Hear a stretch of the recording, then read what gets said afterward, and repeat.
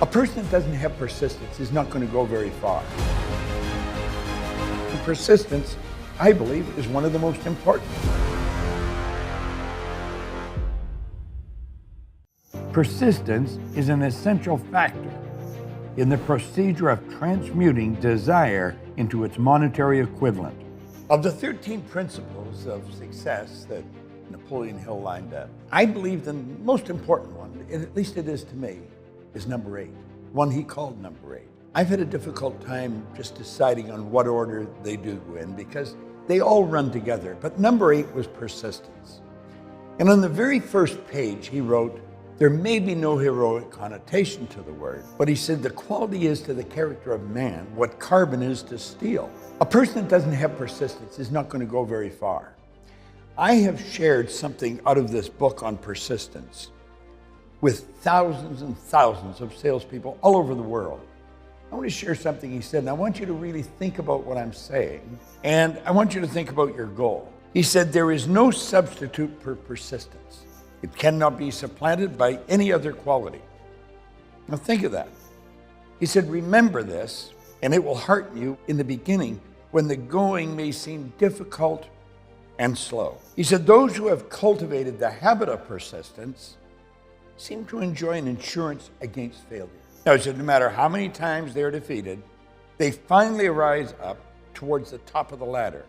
Now, he says, sometimes it appears that there is a hidden guide. I love this. Whose duty is to test you through all sorts of discouraging experiences. Those who pick themselves up after defeat and keep on trying arrive, and the world cries, "Bravo, I knew you could do it." The hidden guide lets no one enjoy great achievement without passing the persistent test. Those who can't take it simply don't make the grade. Those who can take it are bountifully rewarded for their persistence. They receive as their compensation whatever goal they are pursuing. Now, in another part of this, he was obviously in New York. He was sitting in a hotel room and he was looking down on Broadway. And he wrote, "As these lines are being written, I look up from my work and I see before me, less than a block away, the great mysterious Broadway, the graveyard of dead hopes and the front porch of opportunity." He said, from all over the world, people have come to Broadway seeking fame, fortune, power, love, or whatever it is the human being calls success. He said, once in a while, someone steps out from this long procession of seekers and the world hears that another person has mastered Broadway. But he said, Broadway is not easily nor quickly conquered. She acknowledges talent, recognizes genius, and pays off in money only after a person has absolutely refused to quit. Then we know that this person has discovered the secret to conquer Broadway. And the secret is always inseparably attached in one word, persistence.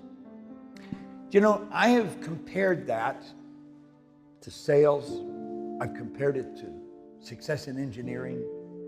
In every walk of life, if you just take Broadway out and put your business, your industry in, it fits. Because you're going to be tested time and time again. So how do you develop this quality called persistence? Well, he tells you in here how to develop it. But I've come to the conclusion, if you don't have a proper desire, you're never going to develop persistence. Desire comes from something you want. It begins as a want. You've got to really want it. I think it stands to reason that you're not going to persist at something you don't enjoy. You're not going to persist at something you don't like. So a person has to start out with a want. This is all covered in desire. And that want has to really start cooking in your mind. And then you have to get emotionally involved with it. And it's the emotional involvement that plants that idea, properly plants it in your subconscious mind. You have to feed that then. And you feed it through faith. And it's the faith that you're going to reach this that causes you to keep focusing on it. Now, the will is a mental faculty that causes or enables you to focus. If you don't have a highly developed will, you won't focus. You're going to be scattered all over the place. All the outside world is going to beg your attention through your senses. You're going to be hearing, seeing, smelling, and everything outside is going to grab your attention. When you have a highly developed will, it's almost like you shut down the senses. You bring your mind to bear on the one concept that's really important to you, what you want. The outside world shut off. And then you start feeding that desire. It becomes easy then to persist. Now he tells us here there's 4 steps. He clearly outlines them. Anyone that wants to develop persistence. Now I would pay particular attention to this. I've shared this with thousands of people. It's very important. He said there are 4 steps which lead to the habit of persistence. They call for no amount of intelligence, no particular amount of education, and but little time or effort. The necessary steps are: number 1, a definite purpose backed by a burning desire for its fulfillment. So here we go back to our desire again. If it isn't there, you're not going to develop it. So you've got to go back, do I really want this? Is it something that is very important to me? You see, most people, when they're setting goals, they don't go after what they really want. They go after what they think they can get. Or they go after something they've already got. And the goal is important because the goal is what causes us to move ahead in life. Goals are not to get. Goals are to grow. Cause us to stretch, to reach higher than we are right now in our growth. And if we set a goal just to go after something we already know we can get, that's sort of silly. I had a fellow one time in a seminar come up and ask me if he could talk to me about his goal. I said, sure. I said, what's your goal? And he told me he wanted to get a new car. And I said, okay, what kind of a car do you want? He said, a Pontiac. I said, well, they're nice cars. I've had a Pontiac. I said, how long you had the car? You got one now? And he said, yeah. He said, I've had it 4 years.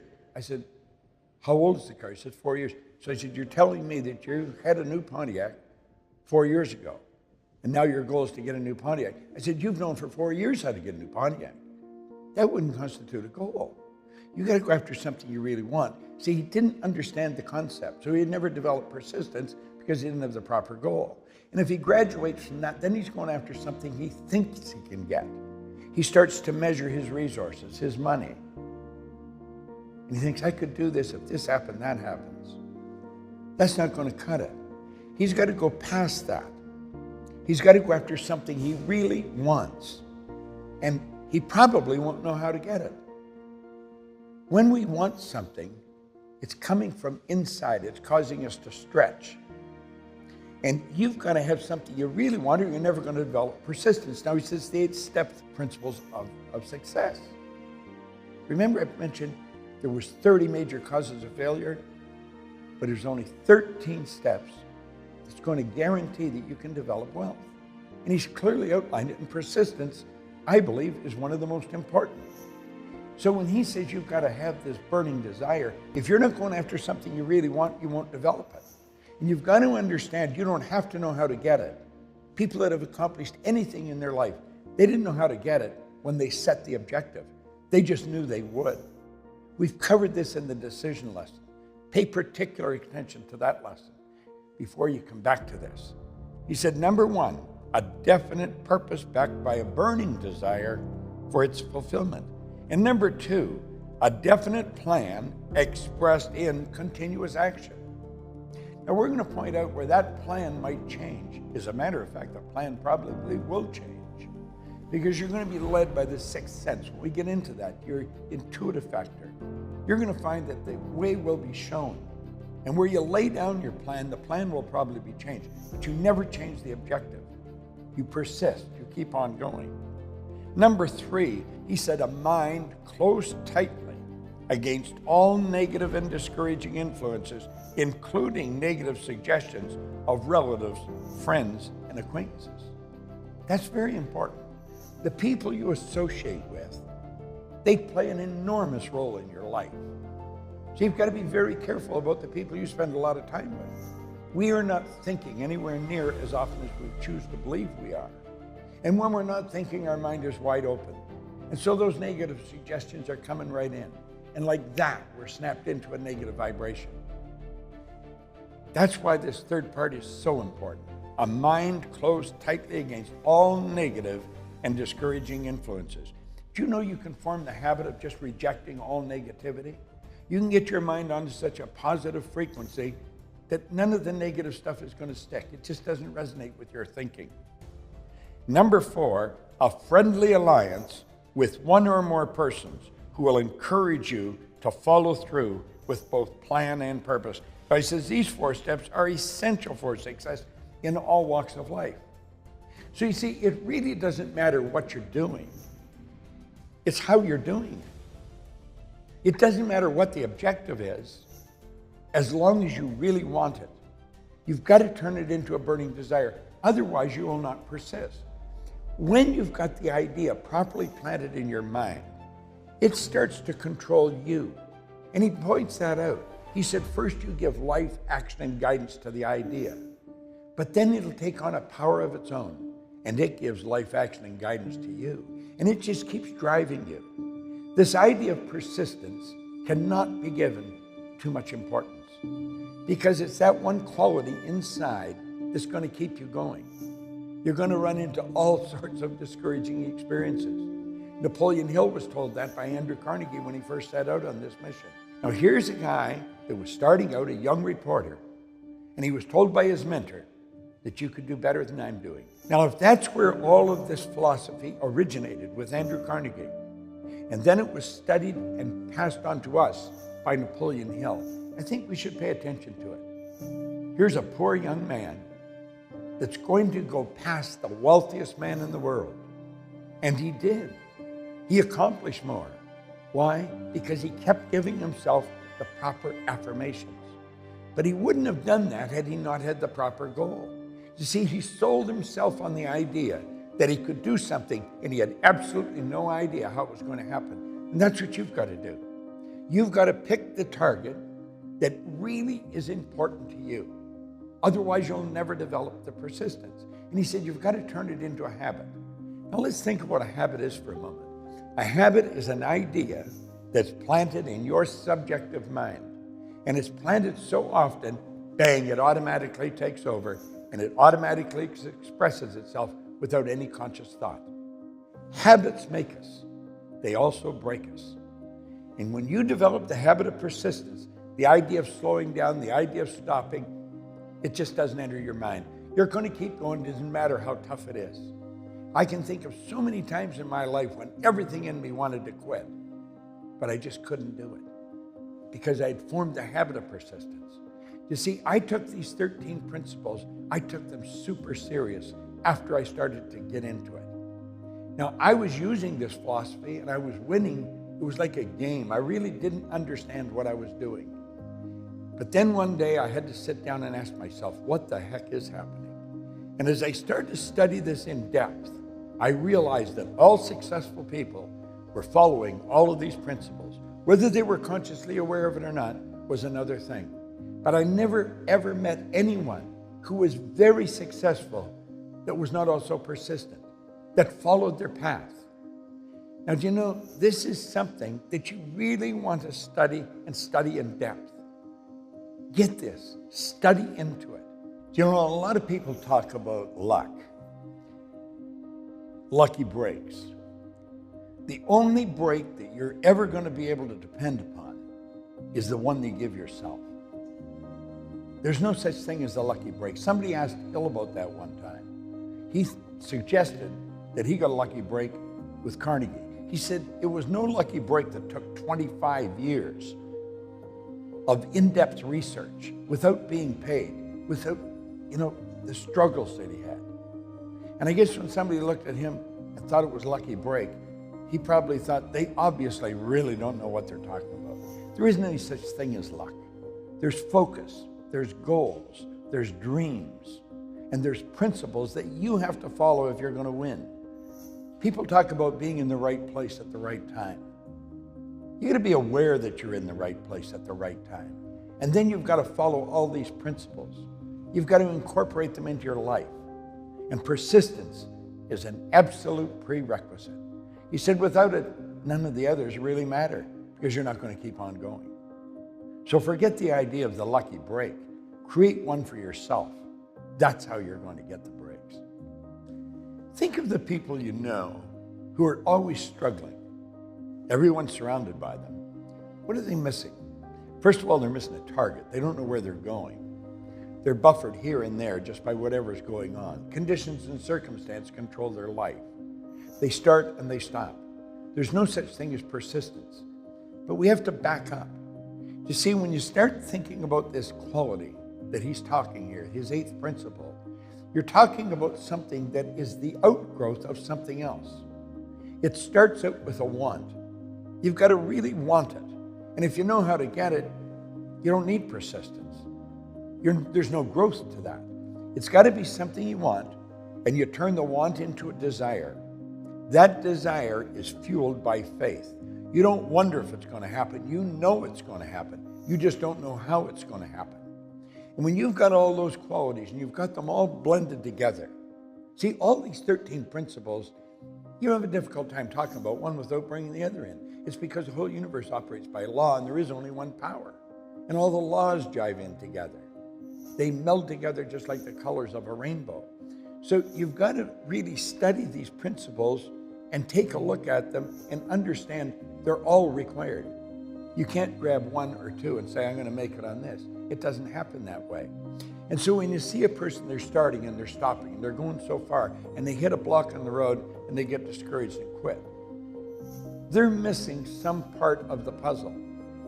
They're not going after what they want. They haven't got the desire. They don't have the faith, so they're not going to develop their persistence. When you have this persistence, you're going to keep going come hell or high water. Nothing is going to stop you. Absolutely nothing. You'll see this in all the lives of people that have accomplished something. Study the Wright brothers. I've studied them. Study Sir Edmund Hillary. I had the good fortune of working with him on 3 or 4 different occasions. The only difference I could see in him and anybody else was his size. He's a big man, but he was persistent.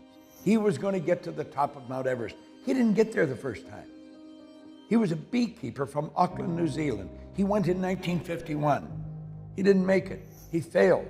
He went in 1952. He failed again. Everybody thought he was crazy going back, because prior to that, anybody that really tried it, they either failed or died trying. But in 1953, he and Tenzing Norgay stood right on top of the world. Do you know there's been 1,000 people do it since then? But he was the first. Without persistence, no one does it. It's in everyone, every person that's ever succeeded. Study Edison. Only 3 years of schooling, just 3 years of schooling.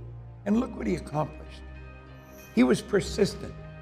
It's been estimated that he tried to build a light 3,000 different times. And he said he didn't see those as failures. He said there was 3,000 steps to creating the incandescent light. But it was persistence that kept him going. See, he had the dream in his mind, he had the vision, and he had fallen in love with it. That is absolutely essential. If you're going to develop persistence into a habit, you've got to make sure that you've got the want. You've got to really want whatever it is. You do not have to know how to get it. You've got to turn it into a desire. You've got to feel it beating inside.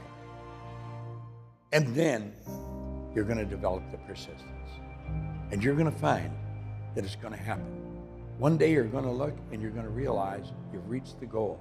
You know, a funny thing about it, sometimes you get into such a habit of working towards the goal, sometimes you're past it before you even realize it. And the goal is something you see in retrospect. You actually did it. But persistence is essential. It's like Hill said right in the beginning. He said there may be no heroic connotation to the word, but the quality is to the character of the human like what carbon is to steel. Make certain that you develop persistence into a habit, but it'll only become a habit if you've got the others all lined up. Every failure in life carries with it the seed of an equivalent advantage. There's something good in everything. Nothing's all good, nothing's all bad. Everything just is. It's what we make it. And every time you stumble, there's something good in it. I can share something with you. I wrote a book a number of years ago, You Were Born Rich. A lot of people laughed at the title, and they said, well, you were born rich, were you? The truth is everyone's born rich. Most people are just a little short of money. We've got deep reservoirs of talent and ability within us. When I wrote the book, I wrote the entire thing by hand. And paper swells when it gets old. I had a file that had to be that thick. And I had just finished the book.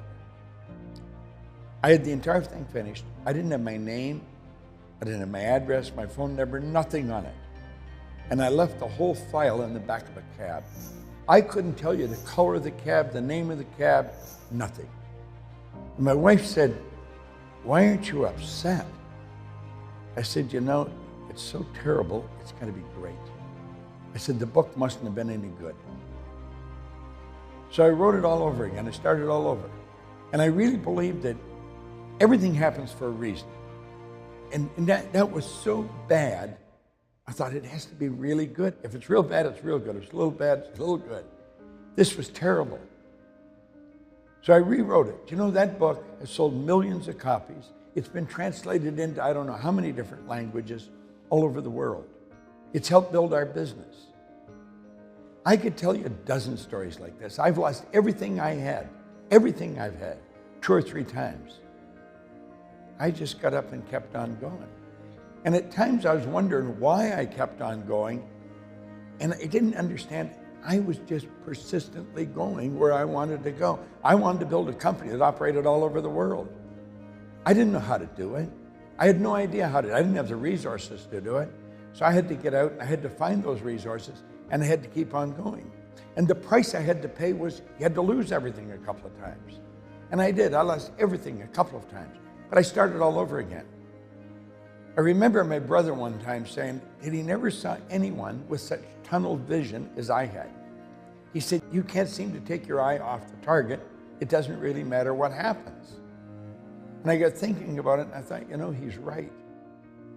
But as I go back now and I study and really look at these 13 principles in retrospect over my life, because I've been at this now for 57 years, which is a pretty long time. And I get thinking about it, without these qualities ingrained right inside of me, I would never have kept on going. And you're not going to keep on going if you don't ingrain them within you. Now, when we ingrain something, we turn it into a habit. Persistence is one of the most important habits. Now, I can't say it's more important than all the others, but at times it seems like it's more important. I guess at certain times in your life, each one would be more important than another. But I do know this. It's kept me going when everything looked dark. It kept me going when everything told me to quit. I remember one time we had a brilliant idea. We were going to rent a ship, and we were going to take people out, sell a seminar on a ship. We'd bring on different speakers. And we did, and it was fairly successful. So we thought we should do it again. The next year we got a bigger ship. It didn't work out too well. We lost $2 million on that. And somebody said, "Why isn't it bothering you?" I said, "I don't know. It just isn't. We just lost, that's it." And I think when you get these qualities inside of you, you treat winning and losing exactly the same. There's steps that you have to take to get to where you're going. It seems rather strange at times. In fact, it seems at times like you're right out of your mind. But I think that's happened with everyone that's ever accomplished anything. I think it happened with the Wright brothers. It sure happened with Edison. Can you imagine Edison's neighbors? What the heck is he doing? Why doesn't he get a job? He's down there in his basement playing. I'm telling you, I'd divorce him if I was married to him. Or how about the Wright brothers? Do you know their father was a bishop in some Reformed church? He told them they were going to burn in hell for suggesting that they could fly. Nobody had ever done it. Everybody must have thought they were out of their mind. Study anyone that has ever accomplished anything. Study Napoleon Hill's life. That's an interesting one to study. And you'll wonder what kept him going. It was all these principles. And that's the composite of the thinking of 500 people that he studied, some of the most successful of his day. That's what you've got here. That's what you're incorporating into your thinking, into your plans for building your life. I think you're on a good track. Persistence is the sustained effort necessary to induce faith. Without persistence, you will be defeated, even before you start. With persistence, you will win. Get out your notebook. Write persistence in capitals at the top of the page. And then I'm going to use this principle of persistence in the following way. And then finish that sentence in your notebook. Don't overthink it. Just tune into your own powerful intuition and record on paper what comes to you. Do it now.